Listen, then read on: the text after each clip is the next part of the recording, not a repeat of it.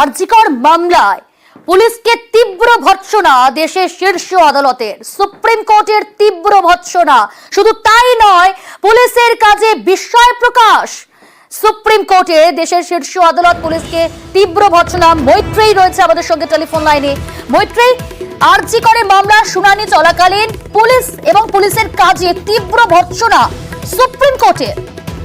দেখো, আজকে সুপ্রিম কোর্টের কাছে সিবিআই তাদের স্টেটাস রিপোর্ট জমা দেয় এবং সেখানেই বেশ কিছু তথ্য প্রকাশ্যে আসার পর কার্যত বলা চলে কলকাতার পুলিশ এবং তাদের যে কর্মপদ্ধতি সেটাকে কিন্তু প্রশ্নের মুখে পড়তে হয় সুপ্রিম কোর্টের। একদিকে তারা যখন প্রশ্ন করেন যে ইউডি কেস রুজু করার আগে কিভাবে ময়নাতদন্ত করা হয়েছিল, তার কারণ সিবিআই যে রিপোর্ট জমা দিয়েছিল তাতে উল্লেখ ছিল যে রাত 11:30টায় আনন্যাচারাল ডেথকে অস্বাভাবিক মৃত্যুর মামলা রুজু করা হয়েছিল।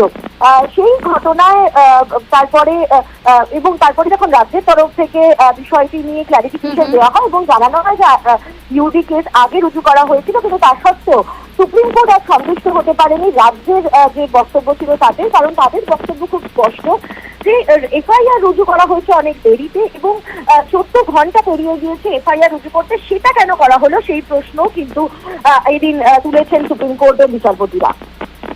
বেশ, 27 তারিখ নবান্ন চলো, সুপ্রিম কোর্টের হস্তক্ষেপ দাবি। সুপ্রিম কোর্টের হস্তক্ষেপ দাবি রাজ্যের। প্রতিবাদ মিছিল মিটিং নিয়ে শীর্ষ আদালতে হলফনামা রাজ্যের। সোশ্যাল মিডিয়ায় নবান্ন চলোর ডাক নিয়ে উদ্বিগ্ন রাজ্য।